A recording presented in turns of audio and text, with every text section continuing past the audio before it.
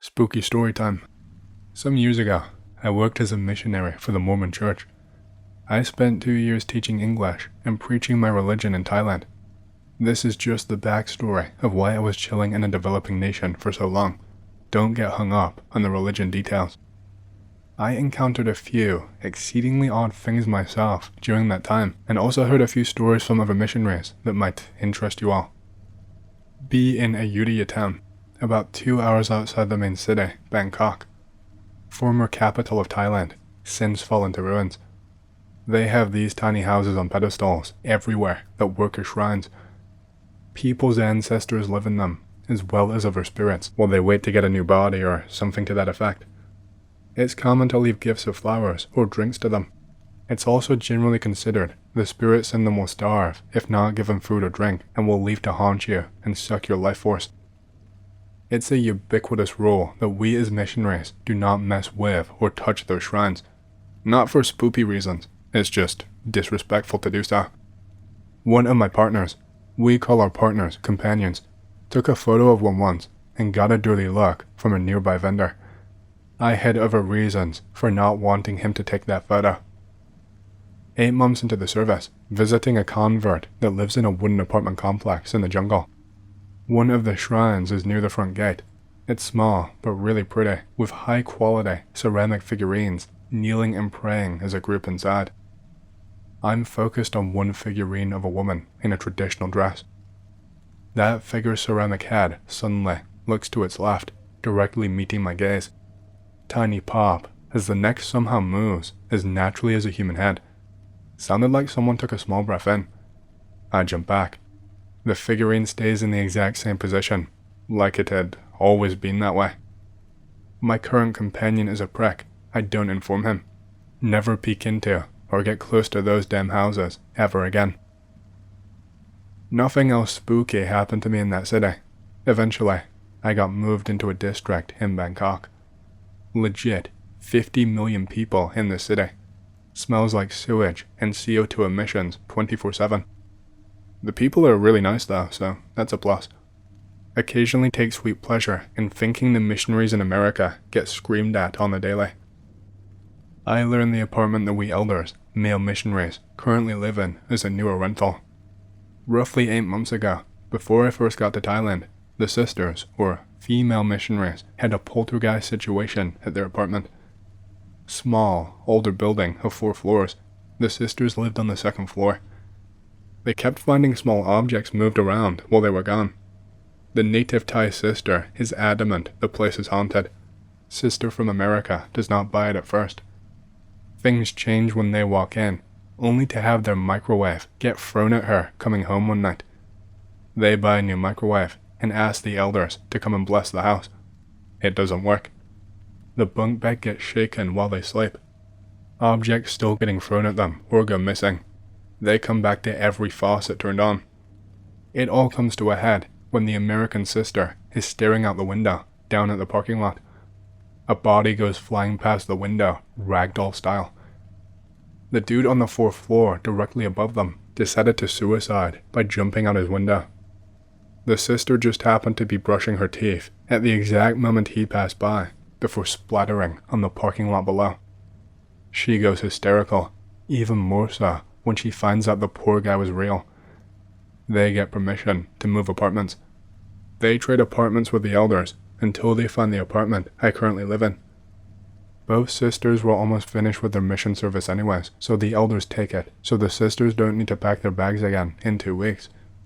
Only one elder ever heard weird things while staying there. No happenings. My face went.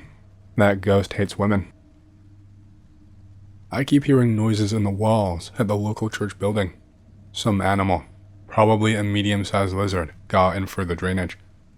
There is a closet door that we open every time we come in that just opens directly into the crawl space of the building and the plumbing pipes. Noises come from above us inside that crawl space. One day, open the door up. Massive, 25-foot-long snakeskin draped across the pipe valves. I'm glad we didn't come in while it was still shedding. Members later discover digested skeleton of a cat in the roof on another floor. No ghosts, but still spooky. Other stories from my companions let me know a minority of the other areas have it much worse than all of the ones I was in. The area in the far east of the country, well over 12 hours away by car. 2 elders, 2 sisters, and 2 native members all hear a piano playing on the 3rd floor on the side of the building they are in. The way the building is set up, there is a small outdoor courtyard in the center, surrounded by windows and walls on all sides. There are 2 balconies that face opposite each other, with big white curtains concealing the windows and doors from inside. The group goes to the 3rd floor, certain that they were the first ones there that day with keys. There is a sinking feeling in my companion's heart as he goes into that room with the balcony. The piano keys are moving on their own, balcony door wide open. Everyone sees this. The piano stops when they move closer. Lookout window, straight across to the other open balcony door. Someone else is standing on the other balcony. He jumps over the railing. He doesn't hit the ground normally. He flattens out like a pancake. They run downstairs. The body is gone. They tell the mission president and the local church leaders. This had happened twice in the past before. Usually, the church builds new buildings on empty plots when they want a chapel. This one was bought. They sell the building and build a chapel away from there. One area over from the place in the last post, about 1.5 years ago. 4 elders all in the same house. One morning, they find a cheap Ouija board in the back of the closet, under junk left behind by the previous missionaries. What dumbass thought, oh, I'ma be a missionary. Let me bring my Ouija board too, lol. Anyways, elder that found it starts playing with it. Later the same day, one of the pairs finds a guy. Says his dad is possessed and wants a Christian blessing. This is not too uncommon the farther you go from Bangkok. They bless the old skinny Thai guy. He stops convulsing. The elders suggest he rests in bed and see a doctor if they have the money. He says he probably picked it up at an equinox festival where they dance with spirits in the mountains at night. He talks like he's referring to a cold or the flu. Don't go to the next festival then, they tell him. He asks if it's safe to go to the next one. They tell him no, and he says okay. There is some sort of different train of thought that Thai people have that keeps us from communicating 100% effectively. Generally, the missionaries who like people the most will pick up on whatever it is. Later that night, ecstatic they got to meet and share the gospel with that family. Lights out, everyone goes to bed. Each elder has their bed in one corner of a room on the 2nd floor. They all hear their front door open and loudly slam shut. Think they're getting robbed. Hear giant footsteps coming up the stairs rapidly. Bam, bam. They stop abruptly outside the door. What? Silence. Door swings open. Figure enters and stands in the center of the room. With the little moonlight, all they can tell is that it's nearly Vanta black, a tall oval shape, and hovering off the floor. You are going to regret coming into my house, it booms. Neighbors heard the shouting in English, asked if everything was okay the next day.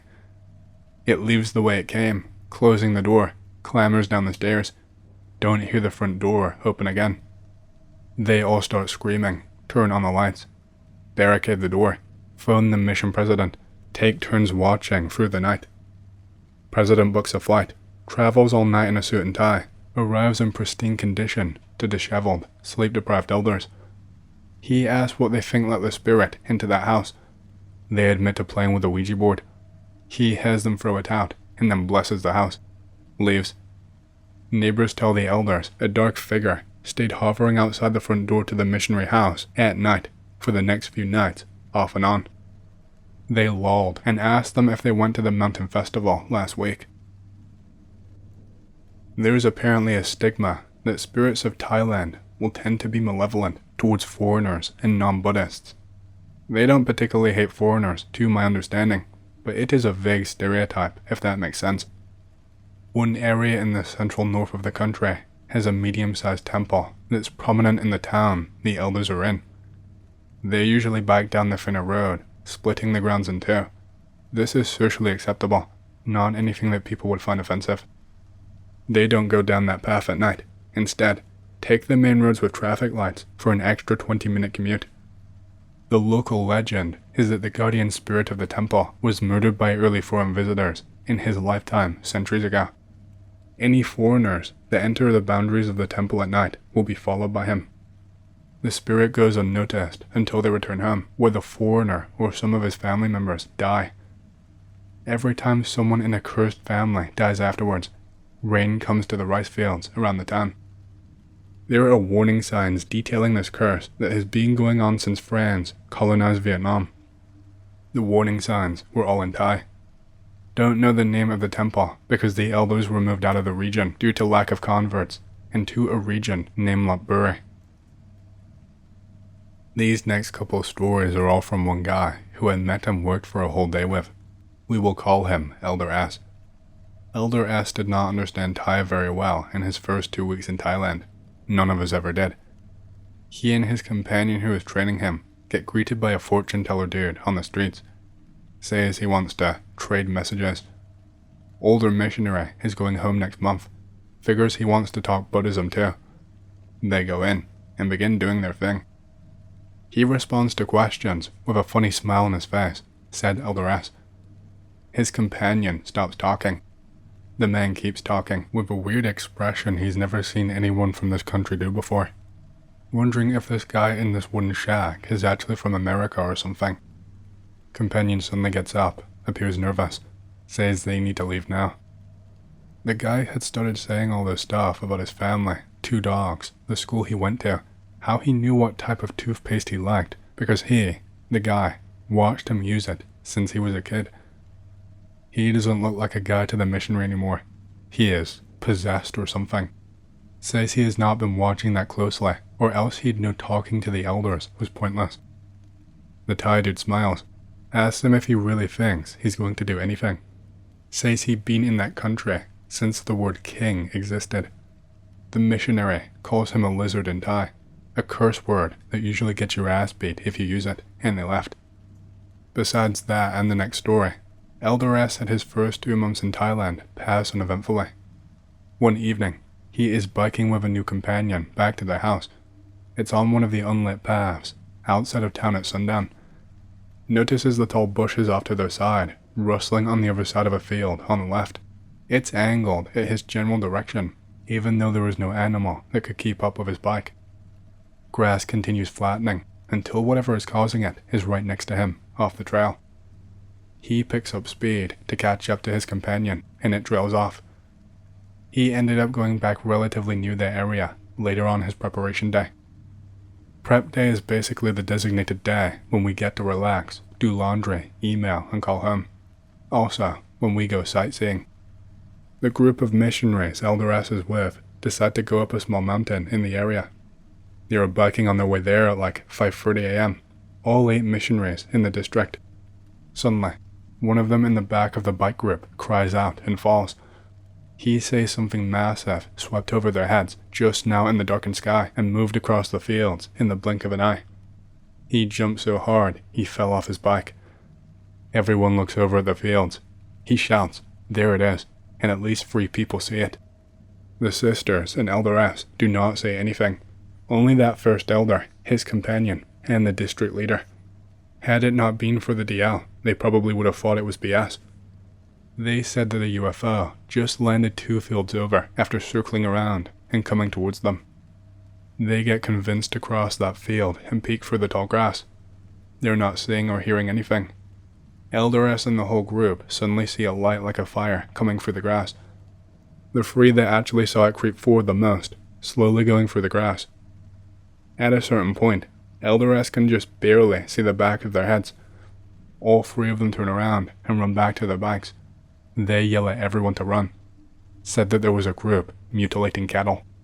Not sure if humans or A's. Only saw the figure in the middle pulling guts out. UFO was there, but they could not describe it. Said it's like it was big, but anything more was on the edge of their memories. Nobody knows what to think of it. They finish their mountain trip, but make sure to tell the missionaries new to the area not to go there. Possibly dangerous. A lot of missionaries in the stories I'm recounting were from America and were skeptics before coming to Thailand. Be American sister, being over a year in a country. Spooky ghost shit going down in their small apartment in South Bangkok. They really like turning all the lights on while they sleep. One night, she wakes up her Thai partner, shouting at a spirit to leave. Says she woke up to see her, the American sister, standing between the front door and the bathroom door, fully dressed instead of PJs. She asks what she is doing, and the sister gives her a wide grin and disappears when it gets shouted at. The sister is in the bathroom one day. American sis chilling in spot where doppelganger ghost was. Loose floorboard. She opens it. Small dusty Buddha statue covered in dead flower bracelet, a good luck charm in Thailand. Small idol figurines, cup of dried liquid and burned incense like a handheld shrine that got placed into the floorboards. They place it in a bag and toss it in the dumpster outside. Couldn't be that easy, they think. Spooky lights and noises BTFO from that day on. The pecking order our missionaries organize in is as follows. Mission president, usually an older man, former bishop, etc. Assistants to the president, most competent 20-year-old elders in the mission, always have the ability to remember every name in the mission and every area they've already been in. Zone leaders, a pair of elders that are stationed in one of about 7 zones in Thailand. District leader, 1 elder in a pair of 2. 2 years before I got to Thailand, there was an incident involving 2 zone leaders newly stationed in Royet, a northeast province in the Central East, about the geographic center of the Southeast Asia Peninsula. They found that nobody likes to talk about this big concrete structure in the open jungle next to their house. Taxi drivers and vendors climb up and change the subject immediately when asked. The few people who do tell them say it was going to be a massive hotel before the economy bubble burst in like the 80s and 90s. They only finished the first floor in 3 levels of parking below ground. The local bishop in the church finally tells them a cult of Laos immigrants did animal sacrifices in there to a spirit. Zone leaders just have to get in there and check it out now. They rent out BB guns, no Second Amendment in Thailand, and go on their prep day. They check out the roof first. Nothing. Big service door behind the building, hidden from the street view. All the nasty-looking stray dogs follow them in for no real reason. FYI, stray dogs are more ubiquitous than homeless people in Thailand. Immediately, they get a sinking feeling in their chests.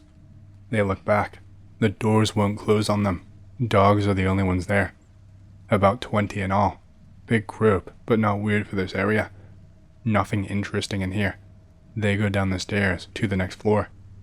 Flashlights show a bunch of graffiti on the walls in Thai and Laos language, telling people to get the fuck out. Wondering if they shouldn't be there, but shrug it off. They go down to the next floor, dogs still following down the ramp. They swear they hear footsteps behind them, among the clicking of the dog nails as they descend deeper, but nobody is there. More graffiti. Weird flowy red stick figures fighting each other on the walls. They are freaked out. Air is almost oppressive at this point, but get to the last floor with the footstep noises still there. Definitely not an echo, but nowhere for anyone to hide. Last floor has a massive mural. Can't call it graffiti now. Looks an awful lot like Satan, destroying the Buddhist version of the world. In the corner is a regular looking White House shrine with a bunch of rubble around it. They feel something come out of the shrine when their lights fall on it, pass over them, and into the dogs that are between them and the entrance. All the dogs go rigid and immediately begin snarling and drooling at the missionaries. Oh shit. The elders think they are gonna die. They skirt around the dogs, holding their BB guns out and shooting at any that edged out from the group. They backed out the entire parking garage, dogs following them the whole way, barking and shaking. Then they turned and booked it up the last flight and out to the roof. The dogs stayed inside the first floor for quite a while before coming out, acting weary of the elders, but not like they wanted to kill them. They go back home and take their shoes off on the porch. This one turned out to be bullshit.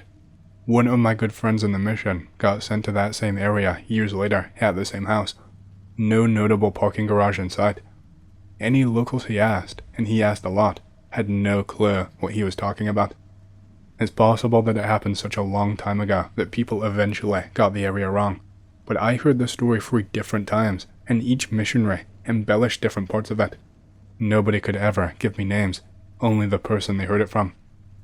For that reason, I remain very skeptical of most of what I heard. A lot of things I'm not even posting because they were obviously untrue, / lacking names and places, and people were too dumb to question it. Be me, 16 months in. Our district leader's companion with 5 months under his belt is not doing so well. Says he keeps having dreams of really tall monsters that look like bamboo coming out of the trees and taking people. He becomes visibly ill whenever they pass a thicket of trees, which are found in all sorts of empty plots in the city and suburbs. Pick related. This is what I mean when I say there's jungle right next to regular buildings. Losing sleep over tall people.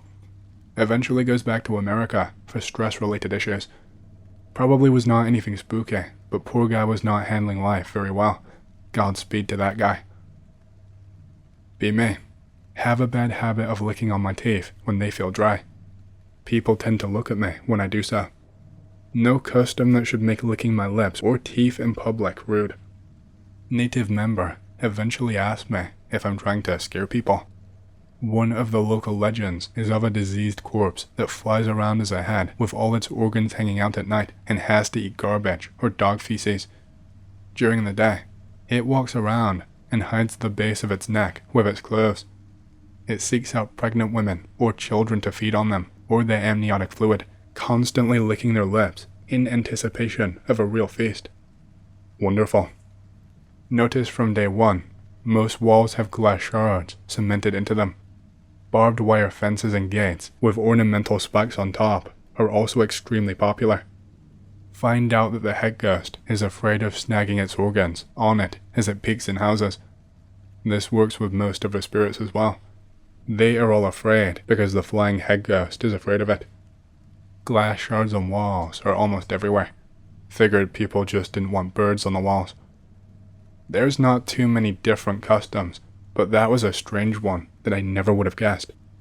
Another custom related to ghosts is that whistling at night is to call ghosts and is looked down on. Not that it matters to me, since I cannot whistle.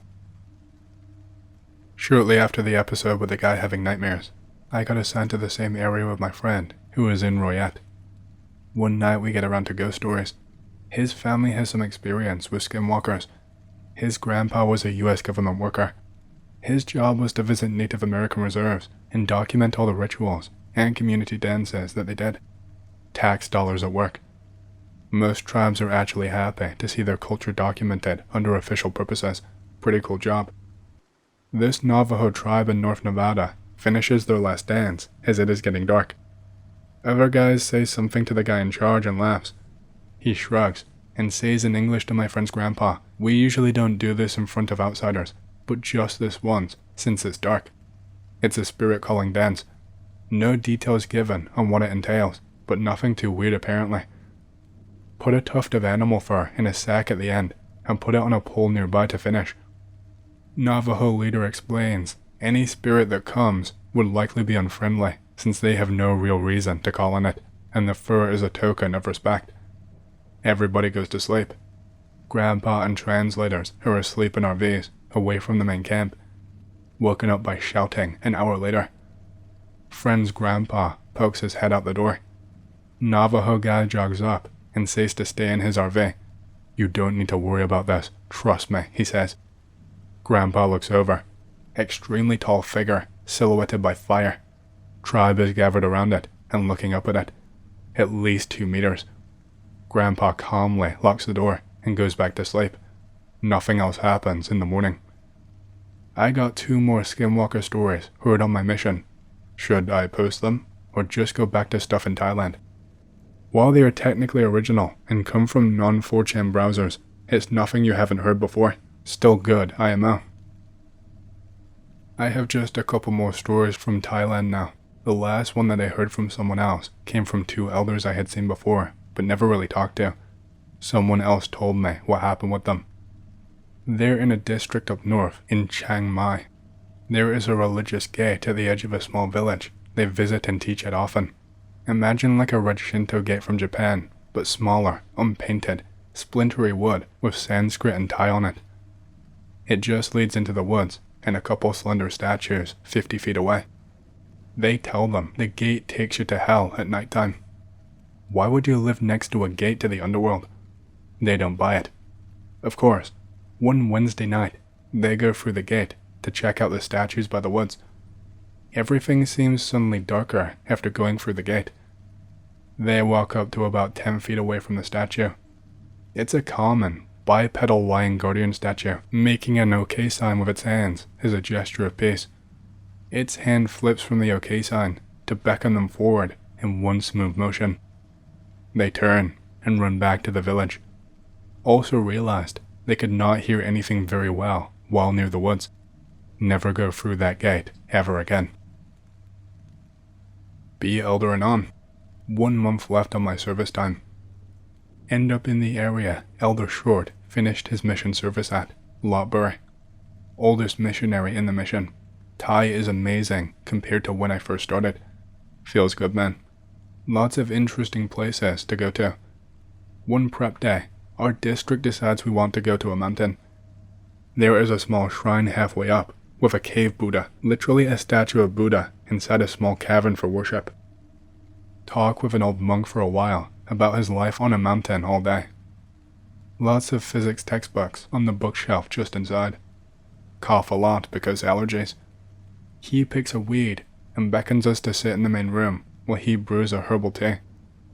It tastes like metallic dirt but clears my pollen allergy for over a month. US Customs took my plant samples out of my luggage on the way back, but not my machete in a random search. Monk guy then gets his drawing notebook and starts using a lot of words we do not know.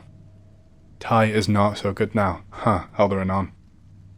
From the drawings, we understand he's apparently talking about aliens visiting him and giving him remote viewing powers to see different periods of Earth. Says Earth looked different from space before Buddha's time. Also has schematics for a psychic-powered spaceship powered by the passengers, karma or chi, that can go to different dimensions in Buddhism. Spend an hour listening because good story. Thank him for his time. My face went. A's just wanted to convert Elder Ass from earlier to Buddhism and have him build a spaceship. Last story. Same area. We have a 2-story house instead of an apartment. Small yard. Low concrete wall on all 4 sides, with a big gate out in front. Pick related. No glass shards, because owned by Christians. Pretty sure missionaries scraped off some cemented glass at one point. Me and an elder from the other pair of missionaries are woken up by howling. Stupid street dog ran in the property and was behind the house when we closed the gate. It is now howling to get out. I throw on some clothes and open up the gate. Dog runs away from the backyard. We wait on the porch for the dog. Elder with me starts whistling for the dog. You can't whistle at night. I start to shush him, but he whistles a couple more times. His whistle suddenly begins echoing back to us at the exact same interval and pitch. He already stopped whistling. It sounds like a recording being looped over and over. I notice through holes in the low stone wall that there is a jet black figure crouching on the other side. It starts rising slowly, head first, putting its hands on top of the wall. Realize that there is no glass shards on our wall. We scream and run back into the house. I may be a God-fearing man, but I know when to run from evil. We lock the door, put the couch in front of it, and shutter the windows. Tell the others in the morning why we moved the couch. Look at the spot where it was crouching. No ominous marks or signs that someone was there. Nothing else happens, except we have 3 dogs to kick out because we left the gate open. Anticlimactic ending is the best ending. That was the scariest night of my entire life. I can't wait to go back to Thailand. The food was so good. Hey, I hope you've enjoyed the stories. The goal for the channel is 100k, so please subscribe, like, and leave a comment because it really helps the channel. Thank you for watching.